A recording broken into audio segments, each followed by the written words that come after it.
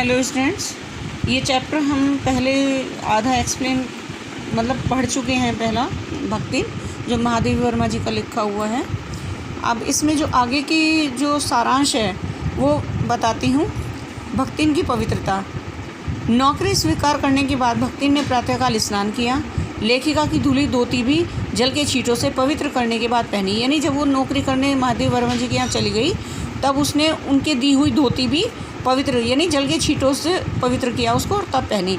निकलते सूर्य और पीपल को अर्घ्य दिया। यानी वो पूजा पाठ करती थी, सूर्य को अर्घ्य दिया उसने।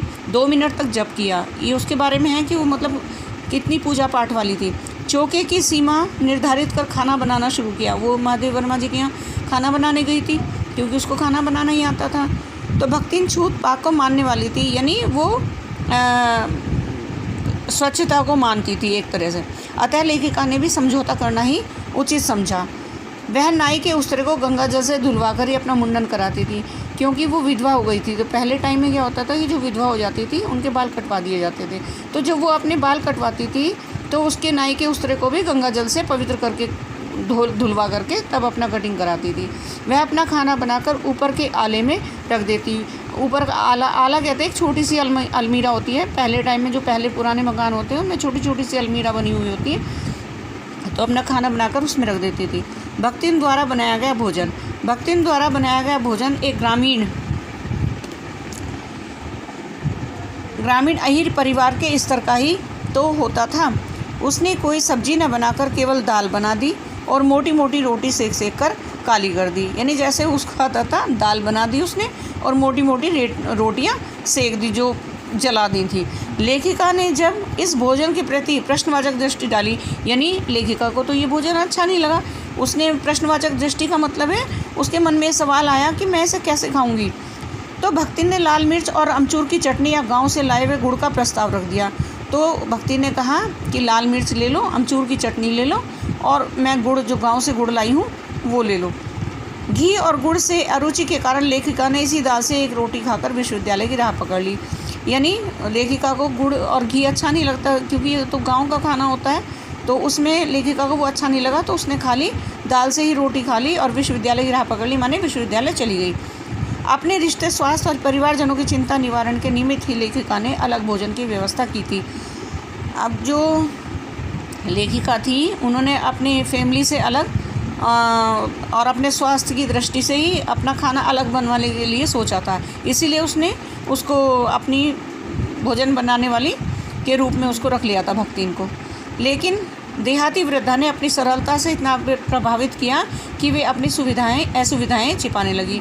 लेकिन जो ये थी वृद्धा, किसको कहा गया है? भक्तिन को। वो उसने अपनी सरलता से लेखिका को इतना प्रभावित किया कि लेखिका जो है उससे जो उनको परेशानी होती थी वो परेशानी वो उसके सामने नहीं बोलती थी। भक्तिन का स्वभाव। भक्तिन दूसरों को अपने मन के अनुकूल बनाने की इच्छा रखती थी किंतु स्वयं बदलने को तैयार नहीं रहती थी। यानी वो दूसरे को तो चेंज करना चाहती थी पर खुद चेंज होना नहीं चाहती थी।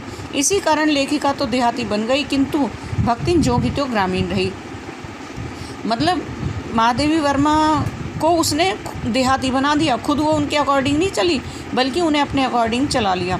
उसने लेखिका को ग्रामीण खान पान सिखा दिया। यानी क्योंकि वो गांव से रिलेटेड थी तो गांव में रहती थी इसलिए उसको गांव का खान पान ज़्यादा पसंद था और उसी में वो ढली हुई थी। तो उसने लेखिका को भी ऐसा ही बना दिया किंतु स्वयं भी रसगुल्ला नहीं खाया। वही है कि खुद उसने शहरी खाना उसको भाया नहीं ओए को बदलकर जी पर आ सकी। भक्तिन की व्यवहारिकता। वह लेखिका के इधर उधर पड़े पैसों को किसी मटकी में छिपा कर रख लेती थी जिसे वह बुरा काम नहीं मानती थी। यानी लेखिका के पैसे अगर इधर उधर कहीं रखे हुए होते थे तो जब वो घर का काम करती थी तो उन पैसों को उठा करके छिपा कर रख देती थी मटकी में और उसे वो गलत नहीं मानती थी। उसका मानना था कि अपना घर ठहरा पैसा रुपया जो इधर उधर पड़ा देखा संभाल कर रख दिया। यानी वो उसको अपना घर मानती थी और इधर उधर जो भी कुछ, जैसे इंसान अपने घर में इधर उधर जो भी कुछ पड़ा हुआ देखता है उसे संभाल कर रख देता है, वैसे ही वो भी करती थी। वह अपनी मालकिन को प्रसन्न रखने के यानी खुश रखने के लिए यदि बात को बदल देती थी तो उसे झूठ नहीं मानती थी। वह अपनी बातों को शास्त्र सम्मत मानती थी। यानी जो वो कह देती थी वो सच होता था, उसे गलत नहीं मानती थी और ना उसे चेंज करती थी। अतः उसके पास कई तर्क थे। लेखिका ने जब उसको सिर घुटाने से रोकना चाहा तो उसने तीरथ गए मुंडाए सिद्ध कहकर अपना कार्य शास्त्र सिद्ध बताया। यानी क्योंकि वो सिद्ध के बाल कटवाती थी तो लेखिका को ये अच्छा नहीं लगता था। उसने जब उसको ऐसा करने से मना किया तो उसने उनको ये कहावत सुना दी कि तीरथ गए मुंडाए सिद्ध। वह स्वयं पढ़ी लिखी नहीं थी और अब हस्ताक्षर करना भी सीखना नहीं चाहती थी, किंतु इसके पीछे भी उसका तर्क था कि उसकी मालकिन दिन भर पढ़ती है, यदि वह भी पढ़ने लगे तो घर का काम कौन करेगा।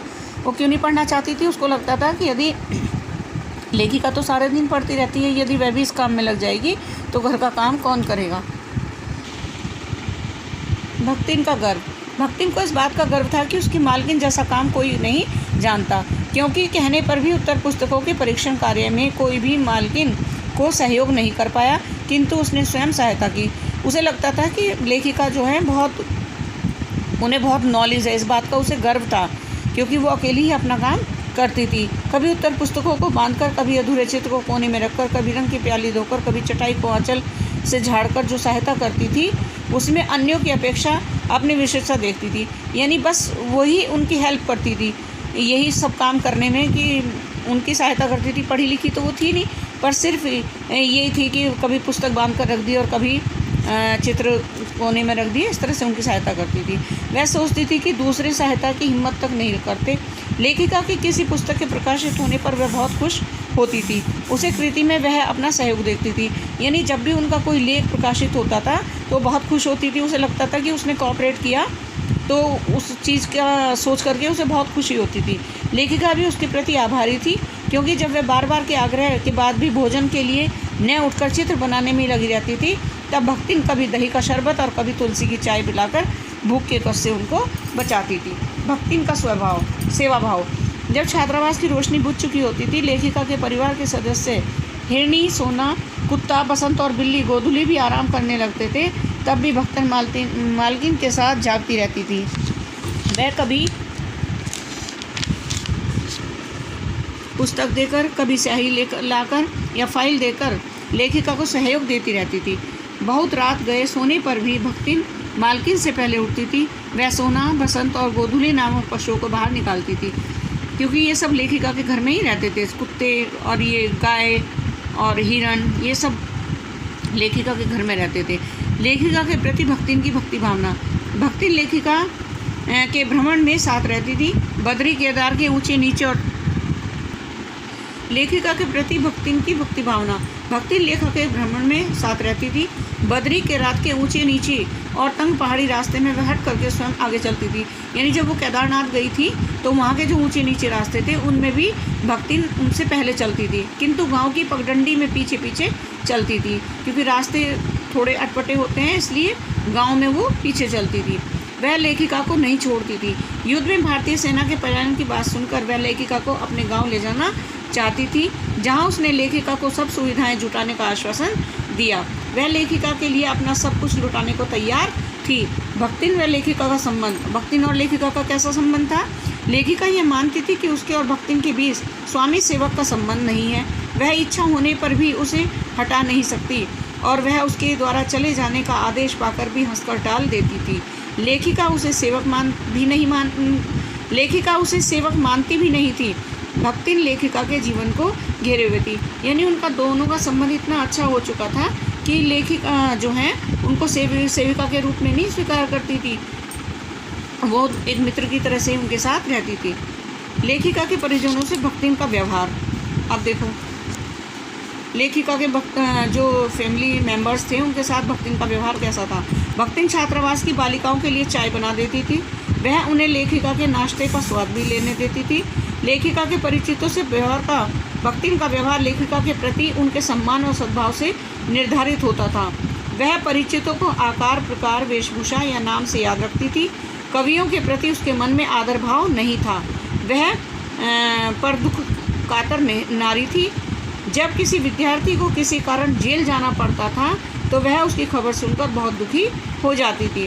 वह जेल से बहुत डरती थी, लेकिन यदि लेखिका को जेल जाना पड़ा तो वह हट करके भी जेल जाने के लिए तैयार थी। यदि लेखिका अगर जेल गई तो वह भी उनके साथ जाएगी। वह अपनी मालकिन के जेल जाने पर स्वयं के जेल जाने के हक के लिए बड़े लाट तक लड़ाई लड़ने को तैयार थी। थैंक यू बच्चों। ये मैंने आपको पूरा इसलिए डिटेल में मैंने एक्सप्लेन किया है कि आपकी एक दो बच्चों की कंप्लेन आ रही है कि मैम आंसर नहीं मिल रहे, तो ये जो मैंने आपको डिटेल में इसीलिए बुक से पढ़ाया है कि आपको आंसर फाइंड आउट करने में जो मैं वर्कशीट दूंगी उसका आंसर जो है आप आराम से फाइंड आउट कर सकें। Thank you.